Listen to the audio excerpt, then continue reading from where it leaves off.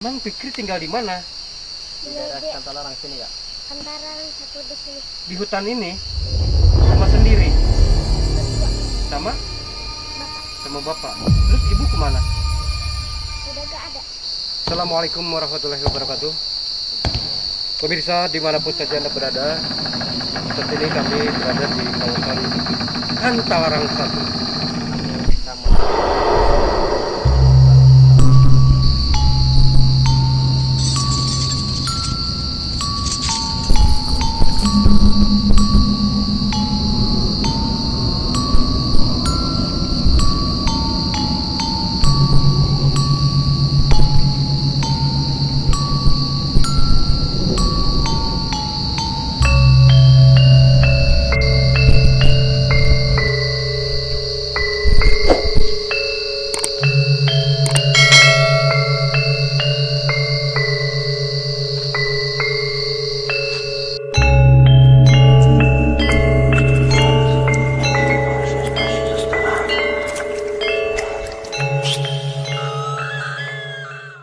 Assalamualaikum warahmatullahi wabarakatuh.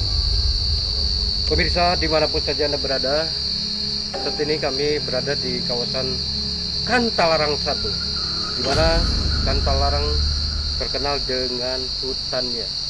Hutan yang luas dan bukan hanya sekedar hutan.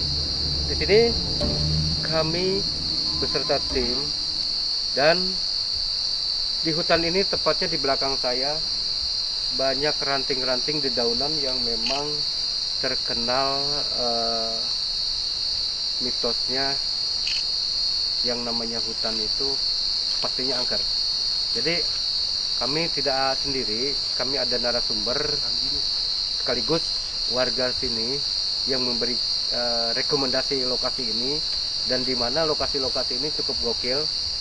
Di mitosnya ini di Kantalarang banyak warga yang sudah melihat baik di hutan, baik di jelajah penelusuran pengambilan kayu bakar buat di dapur, dan mitosnya juga cukup menyeramkan, dan banyak tragedi-tragedi yang tidak bisa kami sebutkan.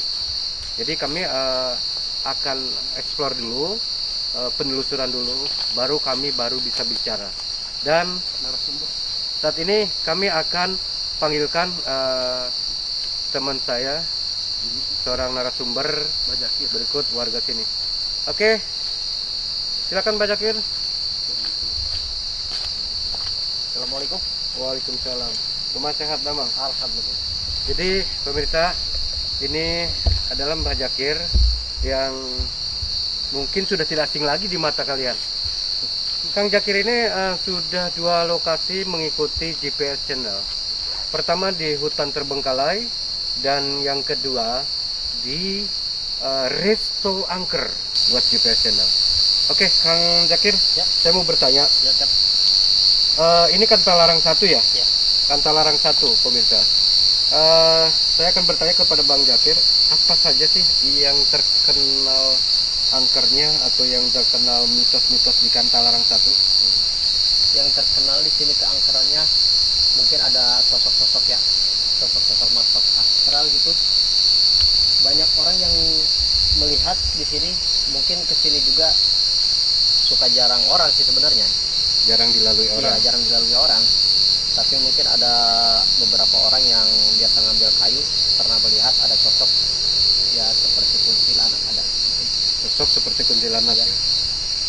Dan selain kuntilanak itu apa yang lainnya? Ada sosok hitam.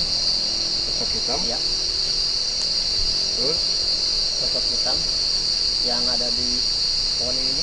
di pohon ini. Iya. Ini pohon kira-kira umurnya berapa tahun Kang Jakir? Waduh, lebih dari saya ini kayaknya. Ratusan tahun ya? Iya. Jadi kalau kita lihat pemirsa, pohon ini cukup tua dibanding umur saya dan umur Kang Jakir. Dan Kang Jakir sendiri belum bisa memastikan umurnya ini berapa tahun. Yang jelas mitosnya udah Kang Jakir sebutin. Tadi ada sosok kuntilanak dan sosok hitam atau genderuwo. Jadi pernahkah warga masyarakat di sini melihat sesuatu yang memang tiba-tiba ataupun memang secara global warga sering melihat di area-area sini? Konon katanya kemarin juga ada anak kecil yang lihat, ada yang lihat cuma di sebelah sana. Nah, alasannya Ada itu orang tua pakai udang-udang katanya. orang tua pakai udang-udang. Ya. Anak kecil warga setempat pernah melihat itu sosok kakek Ya, kakek-kakek. sosok kakek-kakek memakai udang-udang bergaun putih, dan boleh dinyatakan mungkin itu makhluk yang disebut tak kasat mata. Jadi artinya Kang Jakir memberikan informasi kepada JP Channel bahwasanya bukan hanya Kang Jakir, warga di sini pun sudah enggan melewati ya, sudah mungkin ibarat informasi yang sudah melanglang buana. Tempat lokasi ini benar-benar gokil ya, yang namanya hutan ya. Terus Fikri. nanti kita akan ketemu lagi ya. Ada juga sosok yang memang selain dari penampakan itu terkait makhluk asrar. Apakah Kang Jakir merasakan energi-energi terkait barang yang kemarin kita sempat eksplor dan beruji nyali di area sini? Kalau di area sini emang banyak barang ya. Mungkin jenisnya tombak ada, keris pun ada di sini. Cuma kita mungkin tidak bisa mengambilnya ini. Karena di sini juga di pinggir ada makam keramat. Makam keramat ya. Kalau boleh tahu makam keramat itu apa ya? Makam yang dikeramatkan oleh warga sini itu namanya Simbarung Tunggal. Makam yang dikeramatkan oleh warga Warga Kantalarang. Kantalarang 1 itu makam keramat, pemirsa. Di Kantalarang 1 ada makam keramat yang mungkin berumuran berapa tahun? Udah puluhan tahun kali itu. Sudah puluhan tahun. Soalnya sebelum ada warga di sini itu makam itu udah ada. Sebelum warga di Iya, sini, sebelum warga di sini banyak, berkumpulnya warga di sini, makam itu udah makam itu sudah ada. Namanya makam Ki Balung tinggal. Tunggal. Jadi sebelum warga di sini menempati pemukiman-pemukiman atau membangun area-area perumahan, makam itu sudah ada duluan, guys. Jadi kita juga akan bertanya kepada Kang Jakir tentang makam Ki Balung Tunggal. Asal muasalnya itu makom, apakah makam? Makom. Makom. Berarti tempat Tapi petilasan. ada yang bilang juga makam. Dua versi. Iya, Ada makom, ada makam. iya. Soalnya kan Ki Balung Tunggal juga ada di daerah Gunung Salak juga ada. Ini salah.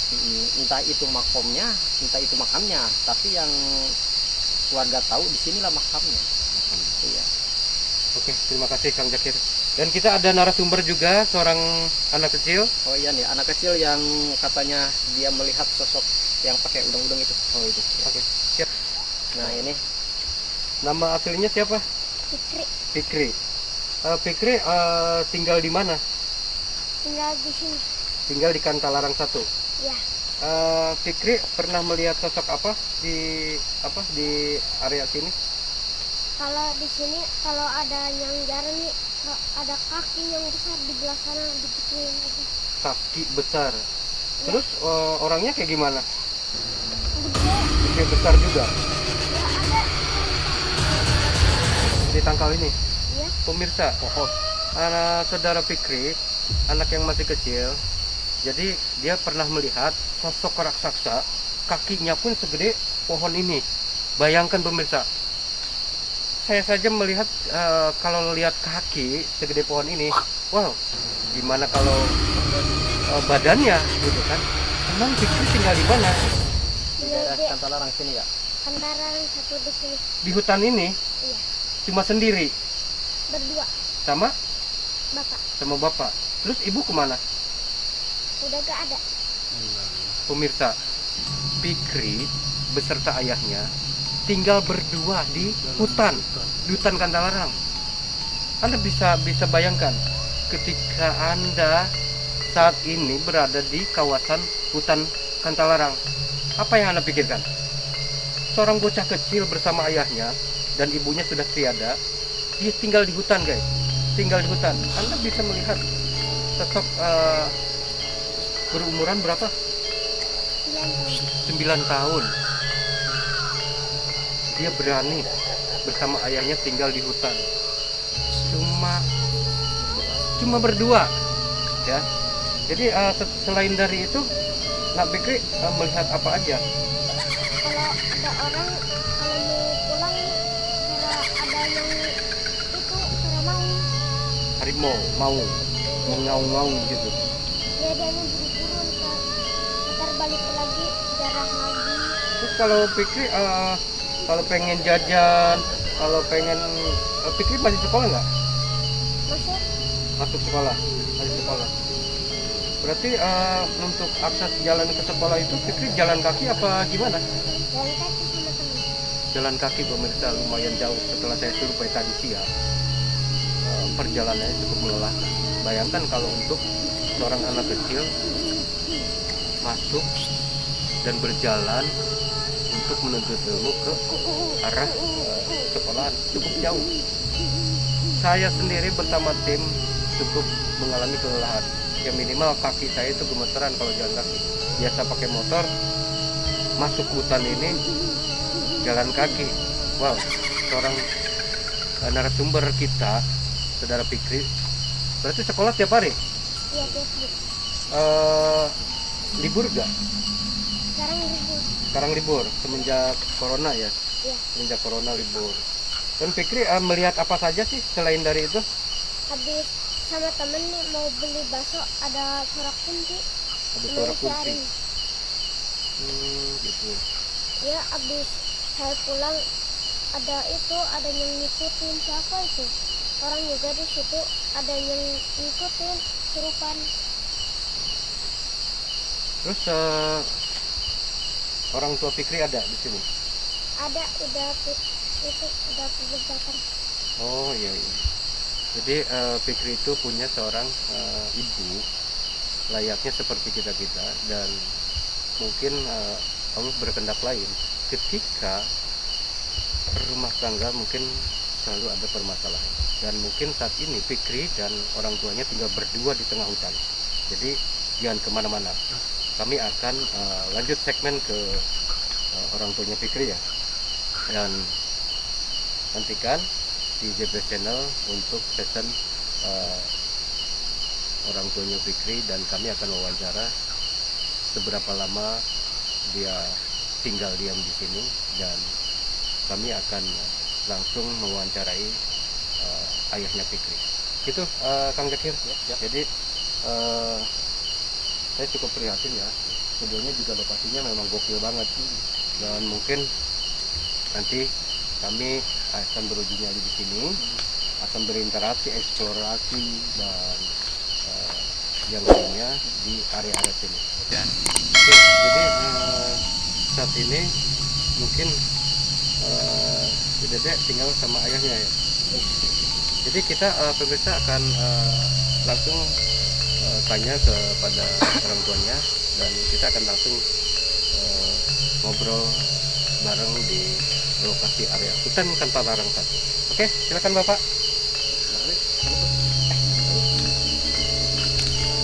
Assalamualaikum Pak. Waalaikumsalam. Boleh saya bertanya Pak sedikit ya? Bapak namanya siapa Pak? Nama saya Haryawan. Haryawan. Ya. Haryawan.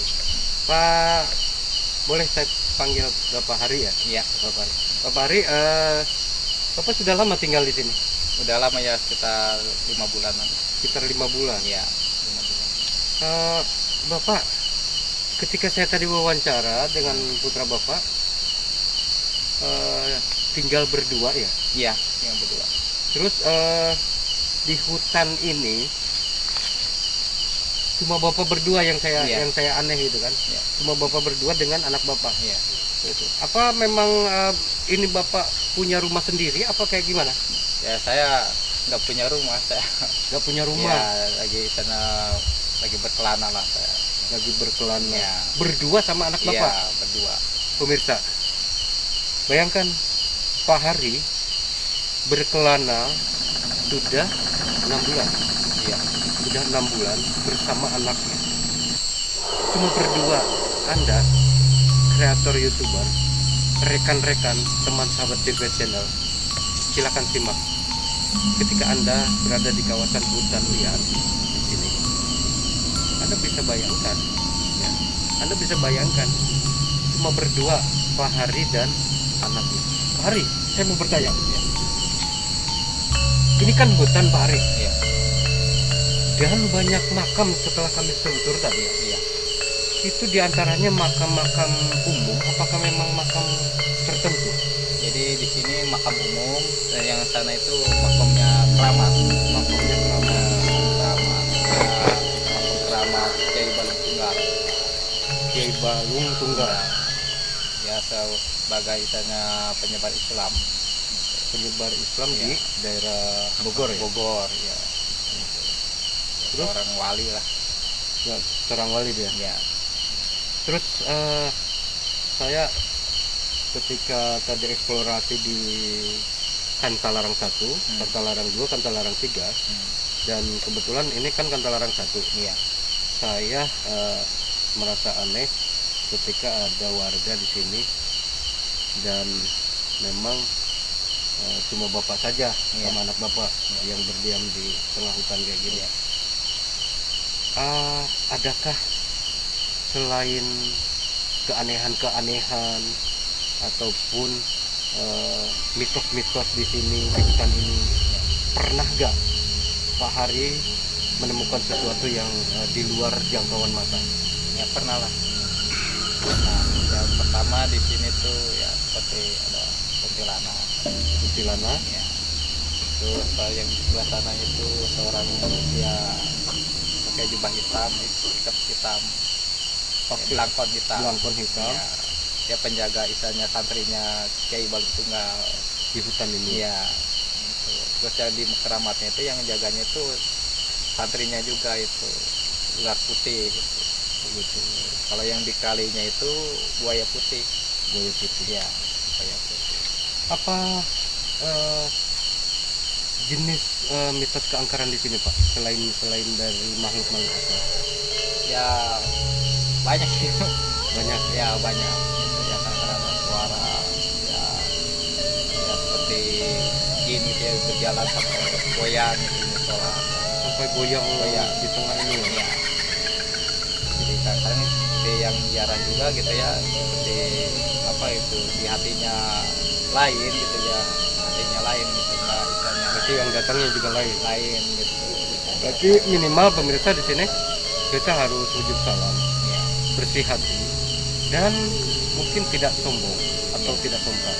Yang namanya di hutan guys, lu mau kayak gimana juga terserah, tapi ada adab dan tata krama. Ya. Jadi Pak Hari ini sudah 6 bulan, ya, sudah 6 bulan melanglang buana tanpa punya rumah. Dia nanti kita akan tanyakan, dia tanpa punya rumah dan tanpa orang lain, dia cuma berdua. Pak Hari, Ya. saya agak sedikit merapat ke pertanyaan yang sakral. Pak Hari, boleh saya tanya, ini putra yang keberapa? Ini yang kedua.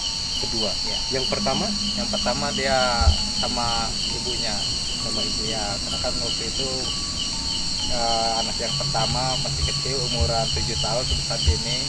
Terus yang ini umuran 2 bulan saya bawa berkelana begitu. Terus boleh saya tanya, ibunya Dede ini kemana? Sekarang dia udah menikah lagi ya. Udah menikah lagi. Iya, udah menikah lagi. Dia nggak mau ngurusin.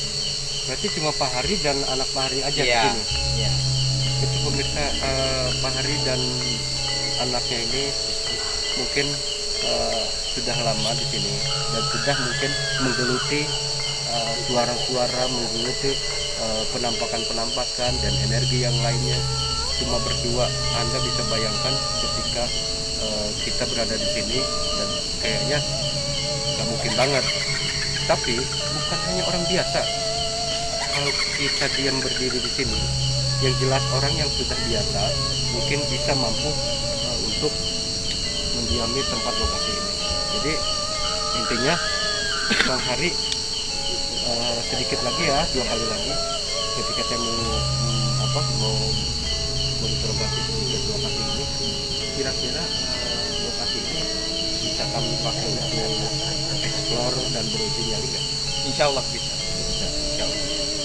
Takutnya kita ada terkendala baik dari penunggunya ataupun dari yang lain. Ya, enggak, insya Allah. Yang penting kita tuh yakin sama Allah, keduanya dari kita punya adat sopan santun. Walaupun istilahnya makhluk astral juga kan dia makhluk Allah juga. Jadi kita juga harus punya apa sopan santun. Insya Allah enggak lah.